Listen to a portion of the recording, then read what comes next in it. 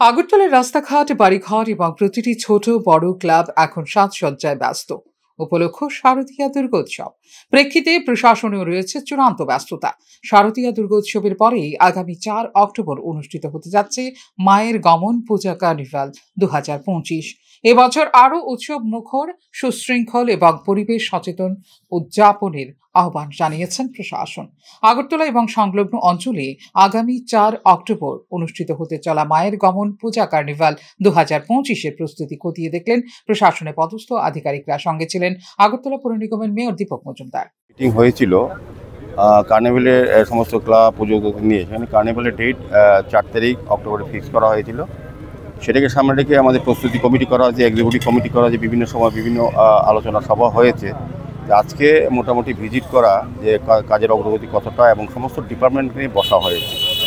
আমাদের সঙ্গে আমাদের রাজ্য সরকারের যিনি সচিব আছেন, আমাদের পিকে চক্রবর্তী মহোদয় আছেন, আমাদের সুব্রত ভট্টাচার্য চক্রবর্তী মহোদয় আছেন, আমাদের রত্নাদত্ত আছেন, আমাদের সেন্ট্রাল জোনের চেয়ারপারসন আছেন এবং অন্যান্য ডিএম ওয়েস্ট, এসপি ওয়েস্ট এবং স্মার্ট সিটি কমিশনার, আমাদের আগরতলা মিউনিসিপ্যালিটি কমিশনার সহ পিডব্লিউডি চিফ ইঞ্জিনিয়ার, বিভিন্ন দপ্তরের আধিকারিকরা, এসডিএম, ডিএম সবাই আছেন। সবাইকে নিয়ে আজকে মূলত দেখা কোন জায়গায় স্টেজ করা হবে, কী কী ব্যবস্থাপনা গতবার যেভাবে করেছি।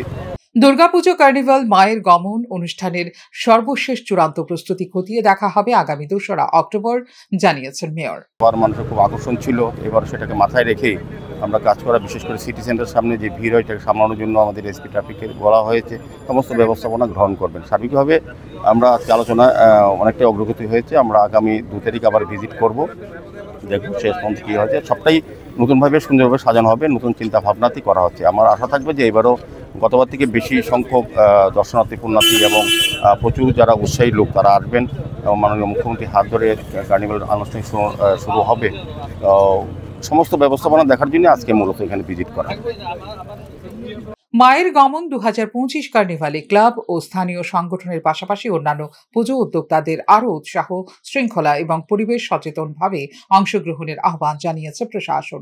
গত বছরের উদযাপন থেকে শিক্ষা নিয়ে এবছর মূলত মসৃণ ও প্রাণবন্ত আয়োজন নিশ্চিত করতে চাইছে রাজ্য প্রশাসন। বিশেষ করে প্রতিমা বিসর্জনের সময় শব্দ দূষণ নিয়ন্ত্রণের প্রতি সতর্ক থাকার ওপর দেওয়া হয়েছে জোর।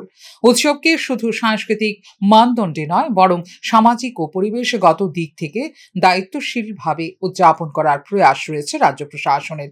দুর্গাপুজো শুরু হওয়ার আগে রাজ্য জুড়ে রাস্তা মেরামত কার্যক্রম সম্পন্ন করতে ইতিমধ্যেই পূর্ত দপ্তরকে নির্দেশ দিয়েছেন মুখ্যমন্ত্রী ডাক্তার মানিক সাহা।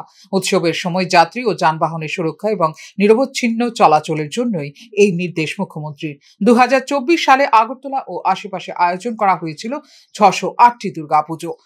এবছর তা বেড়ে দাঁড়িয়েছে 617টি। শান্তিপূর্ণ আইন শৃঙ্খলা বজায় থাকায় রাতভর উৎসব উপভোগ করতে পারেন সাধারণ মানুষ। এই সফলতার পেছনে প্রশাসন এবং স্থানীয় ক্লাবগুলোর সংগতি ও সহযোগিতা মুখ্য বলে জানিয়েছে রাজ্য প্রশাসন। মায়ের গমন দুর্গাপুজো কার্নিভালের মূল অনুষ্ঠান স্থল হিসেবে নির্ধারণ করা হয়েছে তুলসীবতী বালিকা ছাত্রাবাসের সামনে, যা দর্শক এবং অংশগ্রহণকারীদের জন্য হয়ে উঠবে আকর্ষণের কেন্দ্রবিন্দু। এই ধরনের উদযাপন কেবল সাংস্কৃতিক উৎসব নয়, বরং এটি সামাজিক দায়বদ্ধতা, শৃঙ্খলা ও পরিবেশ সচেতনতার প্রতিফলন বলে মনে করে রাজ্য সরকার। ফিওর রিপোর্ট, নিউজ নাও।